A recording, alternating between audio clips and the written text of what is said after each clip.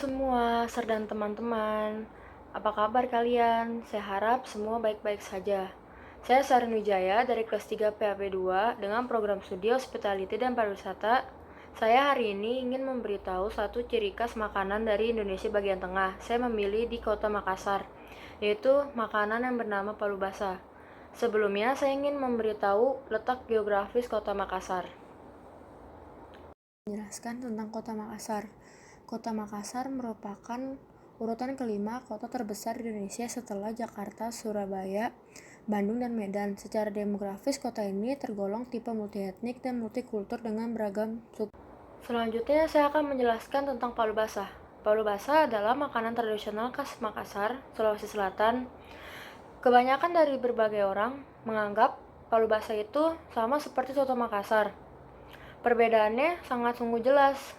Soto Makassar menggunakan kuah kacang, sedangkan palu basah menggunakan parutan kelapa di dalam kuahnya. Soto Makassar berisi jeroan dan palu basah juga berisi jeroan. Namun, pada soto Makassar tidak menggunakan kunyit, sedangkan palu basah menggunakan kunyit. Setelah ini saya akan memberitahu tentang sejarah yang ada pada palu basah, mengapa palu basah dapat dinikmati di kalangan masyarakat sekarang. Palu basah awalnya konon diperuntukkan sebagai makanan kelas pekerja seperti kuli bangunan, tukang beca, dan kelas pekerja lainnya. Pada zaman dahulu, makanan berkuah yang dicampur kelapa parut goreng ini termasuk makanan murah yang hanya dapat dijangkau oleh kelas pekerja. Dari catatan sejarah 10 ikon Makassar di Dinas Pariwisata Makassar, palu basah bisa jadi makanan murah karena campuran isi atau daging di dalamnya bukanlah daging yang mahal.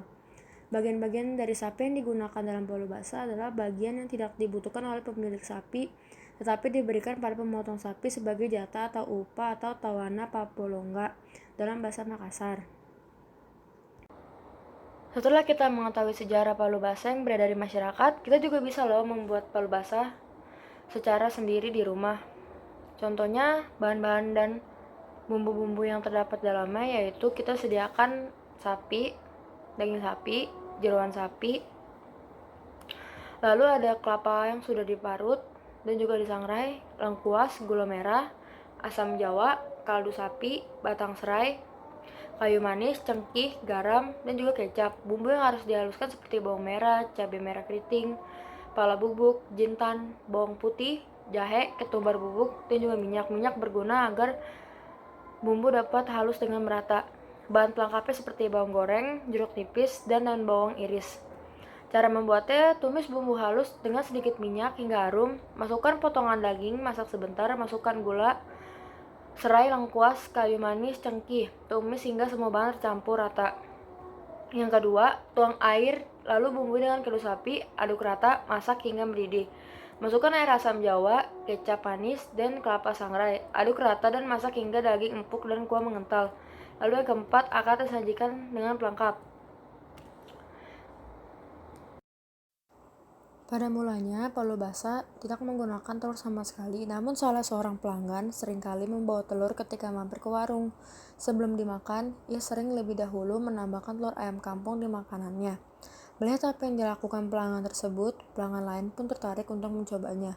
Sejak saat itu, makanan ini selalu dihidangkan dengan telur ayam maupun telur bebek yang mentah. Warung makan palu basah yang paling populer di Makassar adalah Palu Basah Serigala. Sekilas terdengar aneh, namun palu basah di sini tidak menggunakan daging serigala seperti dengan namanya. Diberi nama Serigala karena letak palu basah ini berada di Jalan Serigala, Kecamatan Mamajang, Kota Makassar.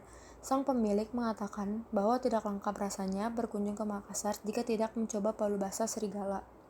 Di Palu Basah Serigala sendiri telah banyak dicoba oleh orang-orang terkenal Indonesia, mulai dari mantan presiden kita yaitu Susilo Bambang Yudhoyono, Yusuf Kala, hingga Joko Widodo. Tak sampai di situ, dari kalangan artis, hampir semua artis yang berkunjung di kota Daeng ini katanya wajib mencoba menikmati palu basah ini. Tempat ini berbeda dengan warung palu basah lainnya. Letak perbedaannya yakni rempah-rempah rahasia yang selalu dijaga sampai sekarang hingga menghasilkan rasa yang berbeda. Tidak hanya itu, segi bahan baku dari dulu hingga sekarang, Palu Basah Serigala tetap menggunakan daging lokal.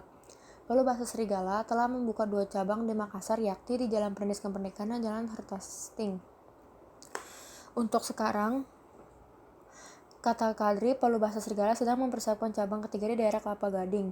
Warung Palu Bahasa Serigala ini mempekerjakan lebih dari 70 karyawan dari semua cabang. Palu Bahasa disajikan dengan nasi putih sebagai pelengkap yang membedakan dari makanan lain, yakni kelapa parutong yang telah disangrai atau digoreng.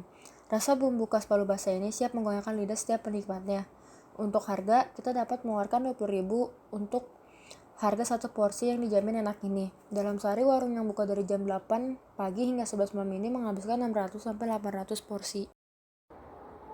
Menurut saya, akulturasi yang terdapat pada makanan Palu Basah yaitu awal mulanya Palu Basah hanya diperuntukkan untuk suku Bugis. Namun, seiring dengan perkembangan zaman, mulailah masuk Palu Basah di kota Makassar dan menjadikannya salah satu ciri khas makanan di daerah tersebut.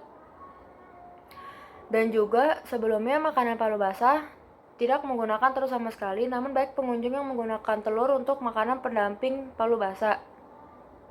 Sekian dari video saya ucapkan terima kasih.